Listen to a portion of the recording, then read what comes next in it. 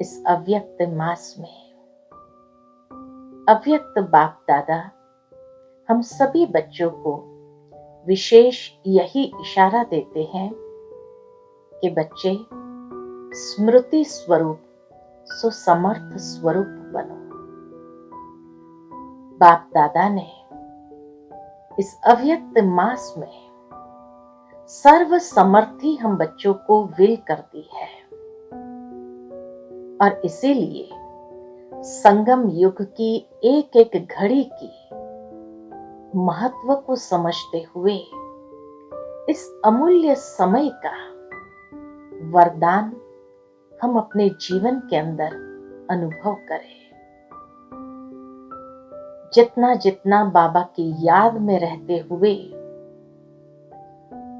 स्मृति स्वरूप होते जाते हैं, उतना आत्मा में समर्थी आ जाती है, क्योंकि बाबा सर्व समर्थ है।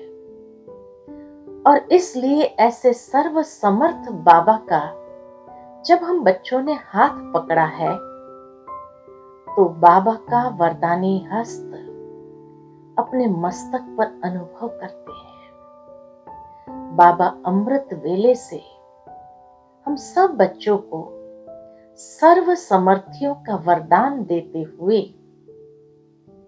हमें सशक्त करते हैं।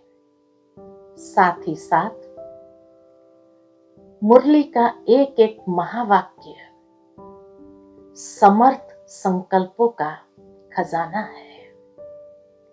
जितना मुरली के महावाक्य को हम स्वयं में मनन करते जाते हैं, बुद्धि को मनन करने में बिजी रखते हैं, तो आत्मा के अंदर वो ज्ञान की शक्ति की समर्थी सहजता से आ जाती है, जो हमें सहज ही अनेक प्रकार के व्यर्थ के चक्र से और माया जीत होने के लिए हमें सशक्त करती है।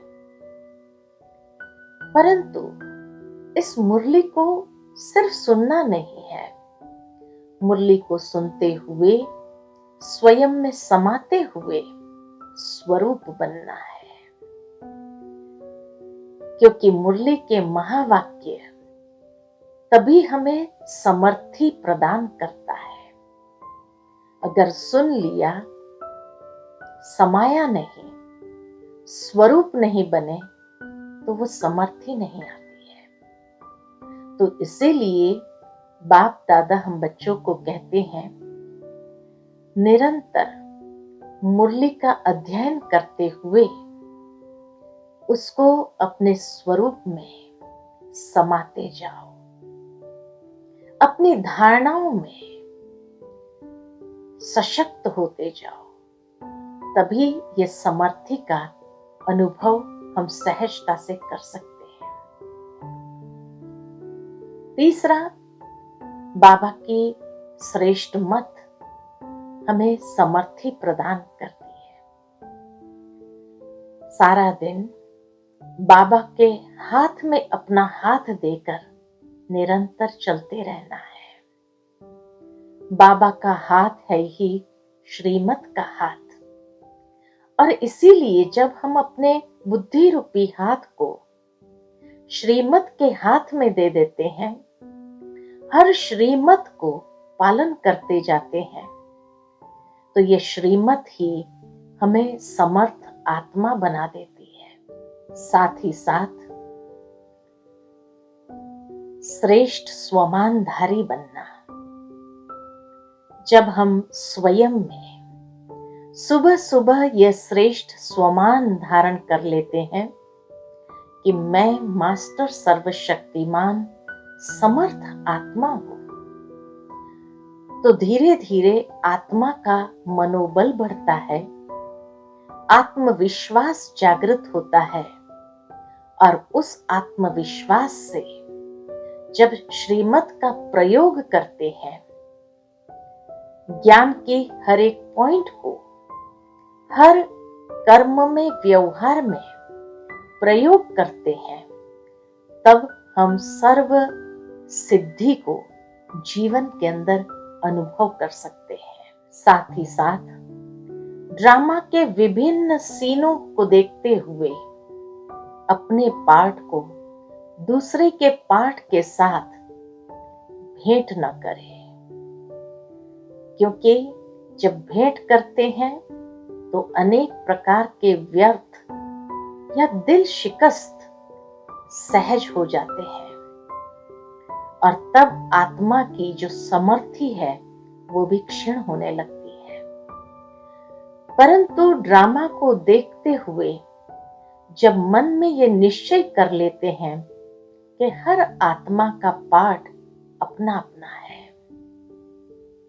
तब सहजता से हर एक के पार्ट को देखते हुए न्यारा और प्यारा रह सकते हैं और उसी से हम स्वयं की समर्थि को भी जागृत करें और बाबा की मदद को हर पल अनुभव करते हुए, वरदानों को हर पल अनुभव करते हुए स्वयं को शक्तिशाली समर्थ आत्मा बना सकते हैं। साथ ही साथ जीवन के अंदर अपने पुराने संस्कारों के वशीभूत होने के बजाय निरंतर हम अपने आदि अनादि संस्कारों को इमर्ज करें, क्योंकि आदि अनादि संस्कार हमारे शक्तिशाली संस्कार है। जब वो सात्विक शुद्ध सतोप्रधान संस्कारों को इमर्ज करते हुए हर कार्य करते हैं, तब समर्थि का सहज अनुभव होने लगता है और परिस्थिति के वश होने के बजाय मैं आत्मा अपने मास्टर सर्वशक्तिमान स्थिति में स्वमान में स्थित होकर के हर कार्य सहजता से करके विजयी होने का अनुभव करते हैं। जैसे जैसे हम स्मृति स्वरूप सुसमर्थ स्वरूप बनते जाते हैं, तो समर्थ आत्मा का साथी हमेशा सर्वशक्तिमान बाप होते हैं। साथ ही साथ बाबा के वरदानी हाथ को अपने मस्तक पर अनुभव करेंगे और बाबा के सकाश से, बाबा के मस्तक से शक्तिशाली किरणों को स्वयं में अनुभव करते हुए हर रीति से सफलता का अनुभव करते हैं। अर्थात सफलता हमारा जन्म सिद्ध अधिकार बन जाती है। तो चलिए कुछ क्षण के लिए श्रेष्ठ स्वमान के आधार पर स्वयं को स्मृति स्वरूप सुसमर्थ स्वरूप बनाएं। कुछ क्षण के लिए अपने मन को इस श्रेष्ठ स्वमान में स्थित करें कि मैं आत्मा सर्वसमर्थ आत्मा हूं, मास्टर सर्वशक्तिमान हूं और सर्वसमर्थी।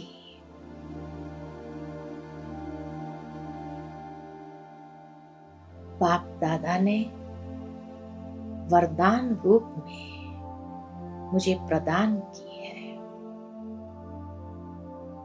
मैं आत्मा कितनी न सौभाग्यशाली हूं,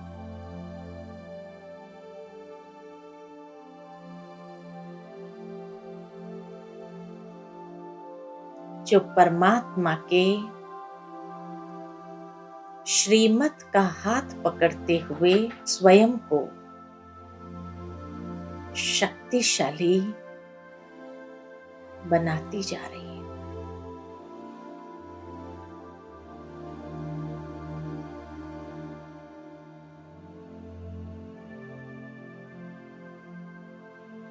ज्ञान की मुरली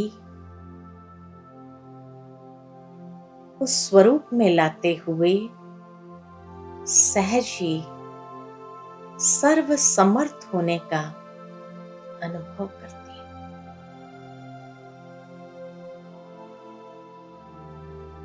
मैं आत्मा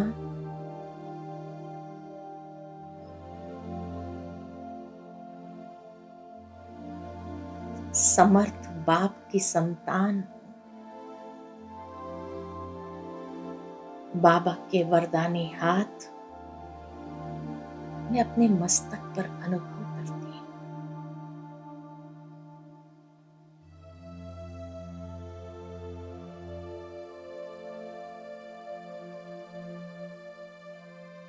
और सफलता मेरा जन्म सिद्ध अधिकार है।